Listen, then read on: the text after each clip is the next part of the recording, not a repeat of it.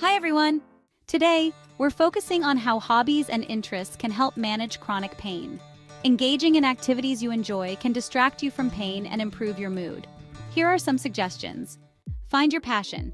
Explore different hobbies to find what you love, whether it's painting, gardening, or playing a musical instrument. Stay social. Join clubs or groups related to your interests to meet new people and stay connected. Set goals.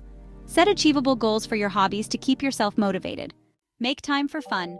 Schedule regular time for your hobbies to ensure you enjoy them consistently. Be creative. Don't be afraid to try new things and think outside the box. Hobbies can provide a sense of purpose and joy, helping you manage chronic pain better.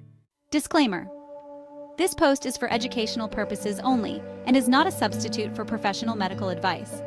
Always consult with a healthcare provider for any health concerns you may have. If you found this post helpful, please click the like button and subscribe for more. Tomorrow, we'll explore the benefits of relaxation techniques.